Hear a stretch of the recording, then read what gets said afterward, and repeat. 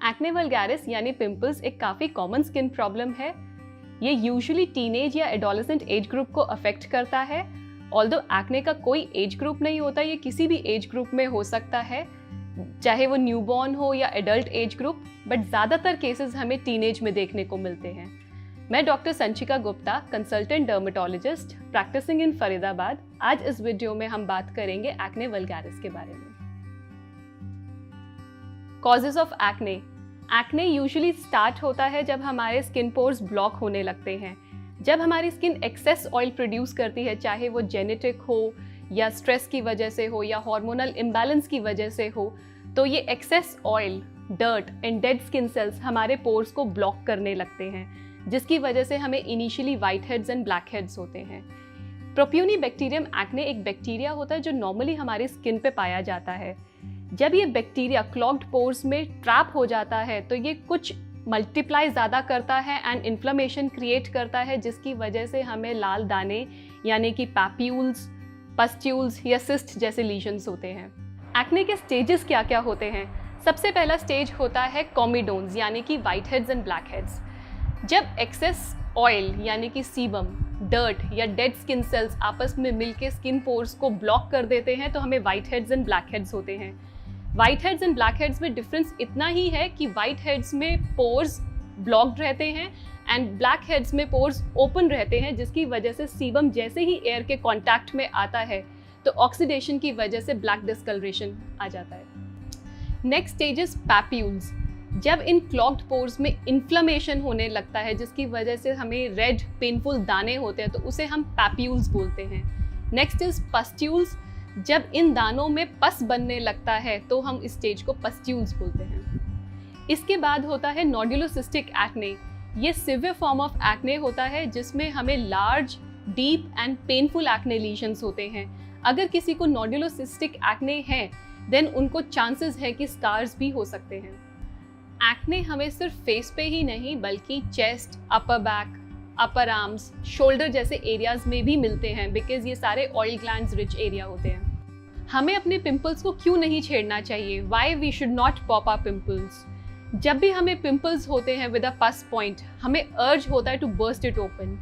ऐसा करने से हम अपने बैक्टीरिया को और ज़्यादा डीप लेयर्स में पुश कर देते हैं, जिसकी वजह से ज़्यादा इन्फ्लेमेशन क्रिएट होता है, जिसकी वजह से हमारा पिंपल और ज़्यादा बड़ा, डीप और लॉन्ग लास्टिंग होता है, जिसकी वजह से ब्लैक स्पॉट्स या स्कारिंग के चांसेस भी बढ़ जाते हैं।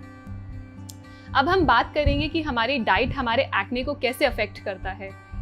कुछ स्टडीज़ हैं जो सजेस्ट करते हैं कि अगर हम ज़्यादा मिल्क या मिल्क प्रोडक्ट्स लेते हैं, जैसे कि मिल्क, चीज़, कर्ड या हाई ग्लाइसेमिक फूड लेते हैं जिसको खाने से हमें इंस्टेंट एनर्जी मिलती है, जैसे कि cornflakes, white breads, white rice, potato, chocolates, इन सब के सेवन की वजह से हमारे एक्ने की सिवियरिटी बढ़ती है।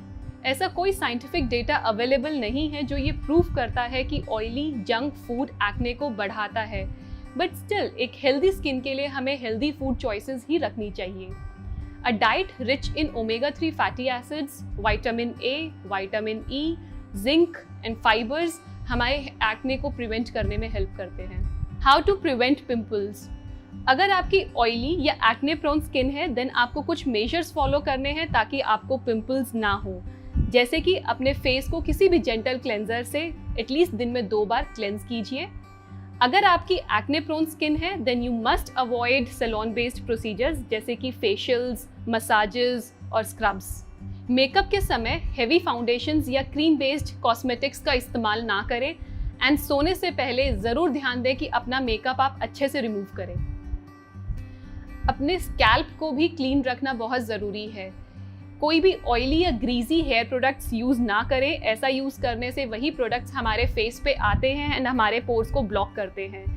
इसके अलावा अपने पिलो केसेस को भी क्लीन रखें। सेलफोन स्क्रीन सरफेस पे काफ़ी बैक्टीरिया मिलते हैं। यही रीज़न है कि सेलफोन को डायरेक्टली स्किन पे ना लगा के हम स्पीकर या हेडसेट्स का इस्तेमाल करें तो ज़्यादा बेहतर रहेगा। और अपनी स्लीप का ख्याल रखें। 7 to 8 आवर्स की प्रॉपर स्लीप लें और अपने स्ट्रेस को कम करने के लिए आप मेडिटेशन भी फॉलो कर सकते हैं। Treatment of acne vulgaris. आपका एक्ने ट्रीटमेंट डिसाइड करने के लिए ये चेक करना ज़रूरी है कि आपका एक्ने किस स्टेज पर है और किस सिवियरिटी का है। एक्ने ट्रीटमेंट के लिए 3 ऑप्शंस होती हैं: topical therapy, oral medicines and procedures. Topical therapy यानी कि स्किन पे अप्लाई करने वाला ट्रीटमेंट, जैसे कि retinoids, benzoyl peroxide, salicylic acid, azelaic acid या फिर टॉपिकल एंटीबायोटिक्स जैसे कि क्लिंडामाइसिन। ओरल थेरेपी में भी हमारे पास काफ़ी ऑप्शंस हैं, जैसे कि ओरल एंटीबायोटिक्स जैसे कि टेट्रासाइक्लिन, ओरल रेटिनॉइड्स यानी isotretinoin, oral zinc therapy, oral hormonal therapy. Procedures में भी हमारे पास कुछ ऑप्शंस हैं, जैसे कि comedone extraction, chemical peels, for example salicylic acid, mandelic acid, glycolic acid peels, Jessner peels and lastly laser and light therapy. I hope आज का एक्ने डिस्कशन आपके लिए बेनिफिशियल रहा होगा। जो भी हमने प्रिवेंशन के मेजर्स डिस्कस किए उनको आप फॉलो कीजिए। इसके बावजूद भी अगर आपको रेगुलरली पिंपल्स होते हैं, देन आप अपने कंसल्टेंट डर्मेटोलॉजिस्ट को कंसल्ट कीजिए।